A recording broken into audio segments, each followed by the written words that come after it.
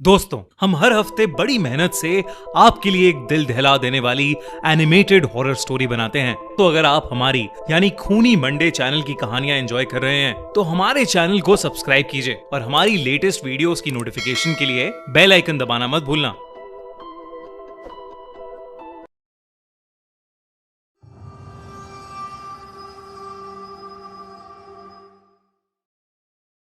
दादाजी का कमरा। यूं तो सभी परिवारों में हर सदस्य की कुछ आदतें अजीब होती हैं। मेरे दादाजी भी कुछ ऐसे ही थे। कहीं भी गायब हो जाते थे। कभी कभी तो कुछ दिनों के बाद ही आते थे। हाथ और पैरों पर अचानक ही चोटों के निशान दिखने लगते थे। जब उनसे पूछो तो उन चोटों का उनके पास कोई जवाब नहीं होता था। इन्हीं अजीब चीजों में से एक उनका कमरा भी था, जहां किसी को भी जाने की इजाजत नहीं थी। यहां तक कि वो वहां की सफाई भी खुद ही करते थे। एक दिन बचपन में खेलते वक्त मुझे उस कमरे से अजीब सी आवाजें आ रही थीं। मैंने झुककर दरवाजे के नीचे से झांक कर देखा तो मुझे एक परछाई दिखी। तभी मैंने देखा कि कमरे से खून की तेज धार बह रही थी। देखते ही देखते मेरे सारे पैर खून में सन चुके थे। मैं छोटा था तो ये देख के घबरा गया और वहीं बेहोश हो गया। उठा तो मां मुझे डांट रही थी कि मुझे धूप में नहीं खेलना चाहिए। उनके हिसाब से मैं उसी की वजह से बेहोश हुआ था। मैंने जब उनको सच्चाई बताने की कोशिश की तो दादाजी ने मुझे झुठला दिया।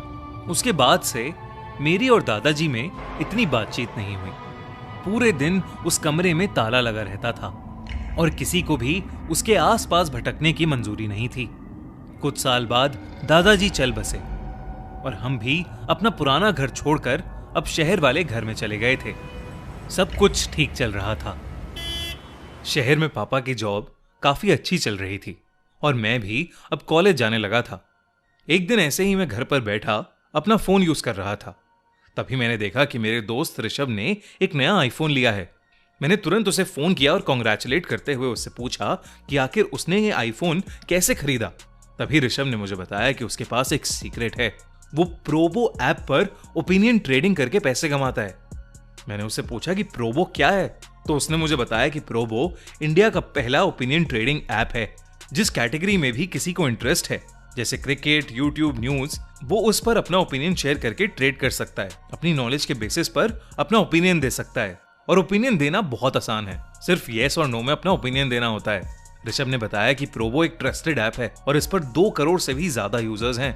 इनफैक्ट उसने आईपीएल के ही मैच में एक ओपिनियन दिया और उसी में अपना नया आईफोन जीता। उसने मुझसे भी कहा कि आईपीएल के टाइम पर मैं भी सिंपल क्वेश्चंस जैसे क्या राजस्थान की टीम मुंबई को हरा पाएगी, ऐसे सवालों का जवाब देकर मैं भी लाखों रुपए के साथ साथ मर्सिडीज, महिंद्रा थार, आईफोन जैसे प्राइजेस प्रोबो पर जीत सकता हूँ। प्रोबो ऐप पर किसी भी यूपीआई के थ्रू इजीली अनलिमिटेड डिपॉजिट्स और अनलिमिटेड विड्रॉल्स भी कर सकते हैं। मैं ऋषभ की बात सुनकर काफी एक्साइटेड हो गया था और मैंने जल्दी से प्रोबो ऐप डाउनलोड कर ली। तभी मोबाइल पर पापा का कॉल आ गया।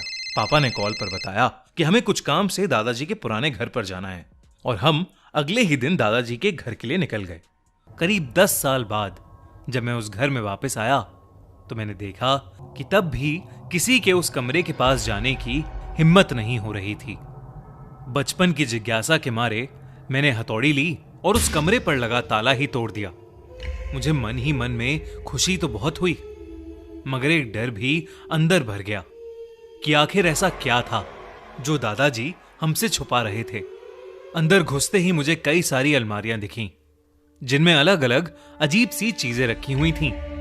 कई सारे कलश, कई लाल कपड़ों में बंधे ताले, चीनी मिट्टी के बर्तन और न जाने क्या क्या। कमरे के बीचों बीच दीवार पर एक बड़ी सी तस्वीर लगी थी।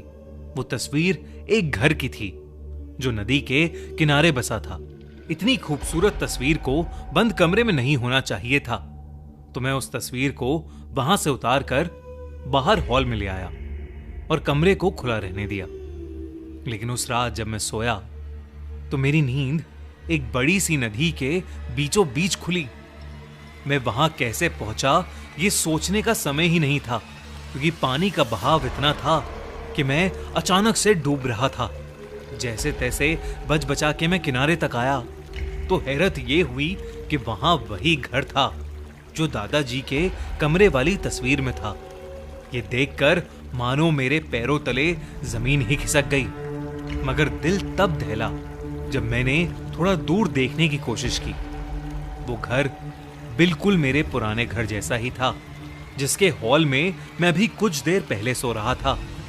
ये सब बस एक बुरे सपने के जैसा लग रहा था, जिसे तोड़ने के लिए मैं अपने घर की तरफ भागा। हाफते हुए जब मैं उस घर के नजदीक पहुंचा तो एक गहरी सांस भरते हुए मैंने आंखें बंद कर लीं, इस उम्मीद में कि शायद यह भयानक सपना खत्म हो जाएगा। लेकिन तभी किसी भारी चीज से मुझ पर किसी ने हमला कर दिया। मैं जमीन पर गिर गया। जब मेरी आंख खुली तो मैं घर के अंदर था। मैंने चारों ओर देखा तो कई सारे लैंप्स, झूमर दिखाई दिए जो जंग खाए कई सालों से बंद पड़े थे। ग्राउंड फ्लोर पर कोई और कमरा नहीं था, बस सामने की ओर सीढ़ियां, चारों ओर बस धूल और मकड़ी के जाले, जैसे कई सालों से किसी ने वहां पर पांव भी ना रखा हो। मैंने सीढ़ियों की तरफ चलना शुरू किया तो धीरे से लाल सुर्ख खून सीढ़ियों से नीचे बहता हुआ आ रहा था। कब वो खून मेरे पैरों के पास आ पहुंचा मुझे समझ ही नहीं आया। मेरा दिमाग और शरीर मानो जम से गए। मेरे दिमाग में बचपन का वही समय घूमने लगा जब दादाजी के बंद कमरे से खून बह रहा था। मुझे कुछ नहीं सूझा और मैं सीढ़ियों से ऊपर भाग गया। खून ठीक सामने वाले कमरे से निकल रहा था, वही दादाजी वाला बंद कमरा। जब मैंने नीचे से उसे देखा तो मुझे फिर से एक परछाई दिखी, जैसे बचपन में दिखी थी। उस कमरे से अब भी अजीब सी आवाजें आ रही थीं, लेकिन इस बार उस कमरे के दरवाजे पर कोई ताला नहीं था। मैंने जब वो कमरा खोला तो मेरे रोंगटे खड़े हो गए। मेरे सामने एक बूढ़ा आदमी बैठा था, जिसकी पीठ मेरी तरफ थी और वो उस तस्वीर को ही देख रहा था। वो मुझसे बोला, मैंने तुम्हें यहां आने से मना किया था ना। वो आवाज सुनकर मैं डर गया। वो मेरे दादाजी की ही आवाज थी। डर के मारे मेरी चीख निकल गई और मेरी चीख सुनते ही उस आदमी ने अपनी गर्दन पूरी उल्टी घुमा ली। वो आदमी कोई और नहीं बल्कि मेरे दादाजी ही थे। वो बहुत ही ज्यादा भयानक लग रहे थे। उनके चेहरे की खाल लटक रही थी और उनके मुंह की हड्डियां दिख रही थीं। उन्हें देखते ही मैं कांपने लगा और मुझे फिट्स पड़ने लगे। कुछ ही पलों में मैं बेहोश हो गया। आंख खुली तो मैं अपने घर में वापस आ चुका था। मेरे घर वाले अब भी चैन से सो रहे थे। मैंने अपने पैरों को देखा, जिनमें अब खून की जगह कई सारी चोटें थीं, और वो तस्वीर मेरी आंखों के ठीक सामने मुझे दिख रही थी। मैंने सुबह होते ही उस तस्वीर को अंदर रखा और दादाजी के कमरे को बंद कर दिया। जब मैंने अपने माँ पापा को पूरा किस्सा बताया तो पहले तो उन्होंने मुझे कमरा खोलने के लिए बहुत डांटा।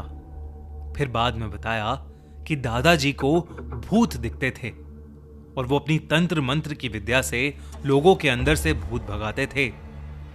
वो चोटें उन्हें उसी वजह से आती थी और इसीलिए वो अपना सारा तंत्र मंत्र का सामान उस कमरे में बंद रखते थे और किसी को भी वहां जाने की इजाजत नहीं थी।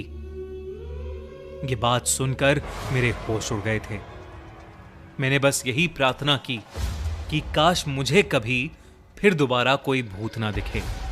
इस हादसे के बाद घर में एक पूजा रखवाई गई और मेरे दादाजी का वो कमरा हमेशा हमेशा के लिए बंद कर दिया गया।